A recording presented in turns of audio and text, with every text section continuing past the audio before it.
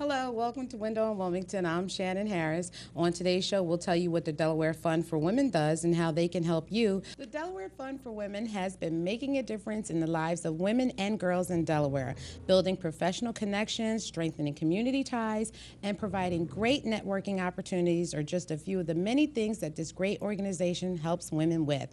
Kay Keenan, I love saying that name, and Pamela Sharp, like that name too, joining now to tell us more about the organization. Hello, ladies. Hello, how are you? Fine. I just want to say, Kay Keenan. Thank you so much for having us. I'm glad you ladies could join us today. Thank you so much. And the Delaware Fund for Women, I don't think a lot of people really know about it. And it was kind of like I had heard about it, but wasn't really sure what you ladies do. So it was founded 21 years ago Wow. by a group of visionary women that didn't think there was enough grant money funding going for women and girls in Delaware. And so they said, gee, if we could get 1,000 women to give $1,000, then we could make a change. So we now have $3.2 million in our endowment. Wow. We have 1,400 founders. Most of them are women. We do allow men to become founders, but mostly women. Right. And we are making a difference. Last year we gave away, you probably should say this, but $165,000 to 17 different agencies. Wow. Now, what kind of agencies are you giving this money to? Is there some kind of criteria that they need to meet? What's that one? Yes, you can. Go ahead. So as Kay just mentioned, each year the Fund for Women makes grants to nonprofit organization that serve the needs of women in the state of Delaware. And she also mentioned that last year we gave $165,000, which I think is awesome, to 17 different nonprofit organizations. And these organizations primarily focus on helping women and girls avoid abuse and poverty, as well as improving their physical and mental health. And also something that's key to me as well is gaining financial independence. All very good things to help an organization with. And I would agree that probably there weren't that many organizations or foundations that really just looked out for women and girls. And we don't restrict our grants now, Shannon, to only organizations that support women and girls, but primarily we're looking for ways to fund them. So Friendship House has a wonderful women's program for women that are coming out of prison, getting their jobs. And you may be aware, or your viewers may be aware, that getting dental care is really hard. And so one of the things we helped Friendship House with is they had gotten dentists to give very good pricing on dental care, but they still needed more money.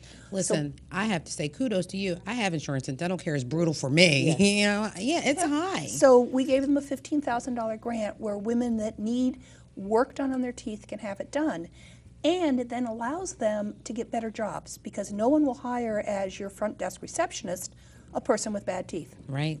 And so it's one of those programs that some of us are so naive we don't even think is needed. Right. And then when you read the grant application, it's like, wow. Right. We really want to support programs like this. And I would have to think it's something just, is what most people might think of as just something like, oh, it's just getting your teeth done.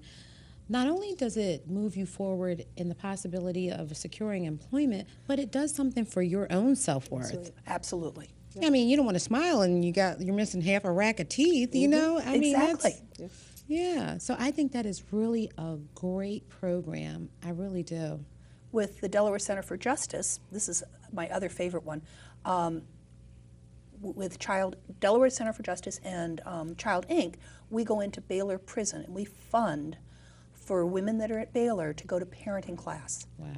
And that allows them, when they get out of prison, to have better access to getting their children back in their custody. And it shows that it reduces recidivism. Right. I can't say that word, recidivism. Nobody can. Okay. You're right, nobody can. It reduces the chance of that woman going back to prison. Right. Yes. What better gift can we give as women to other women? Right. This is really a great organization. This is really a great chance to help empower someone who might not have the chance to do that.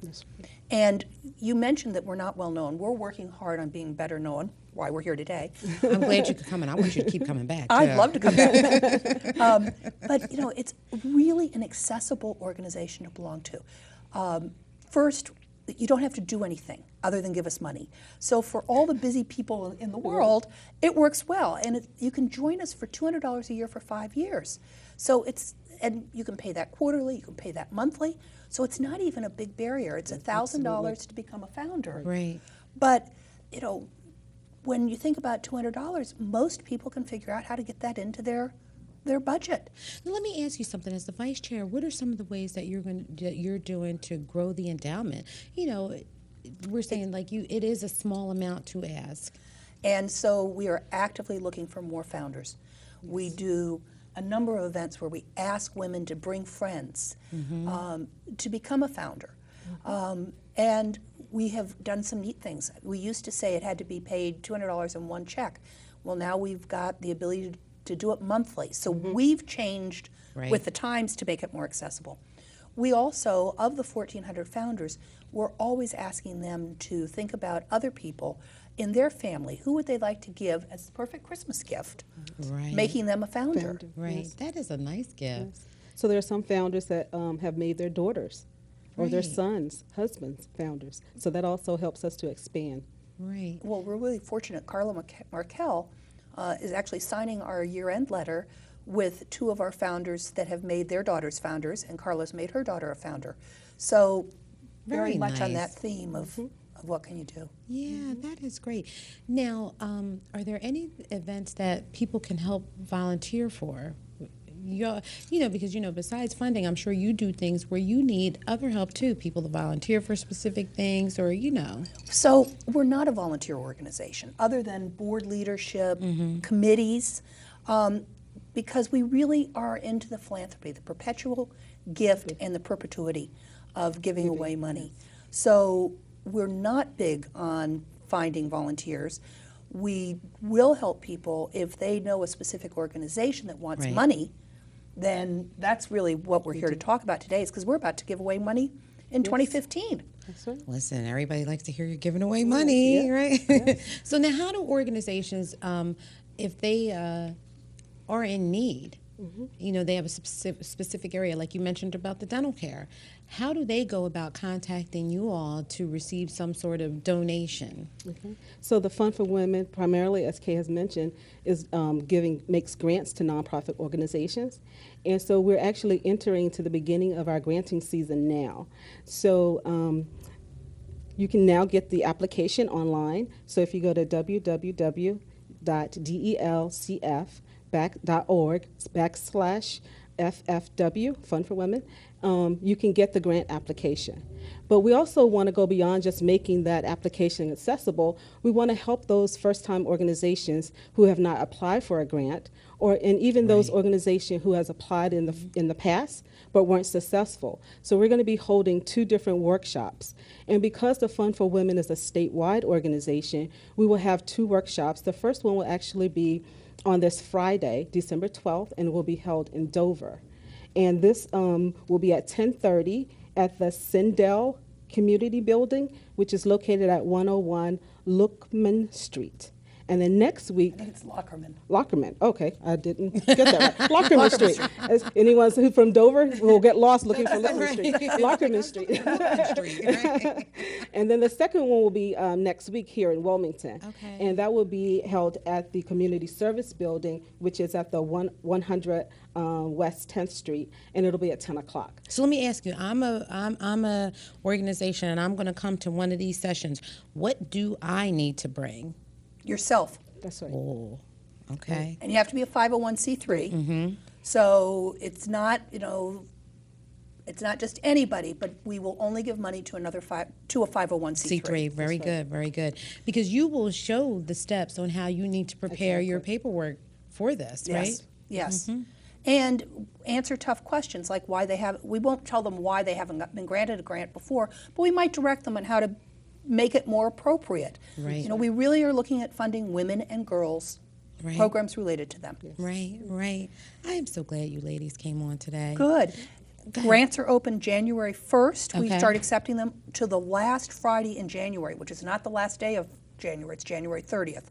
So we don't want anybody to be filling this out at midnight on the 30th and sending it on the 31st, because it will not be accepted.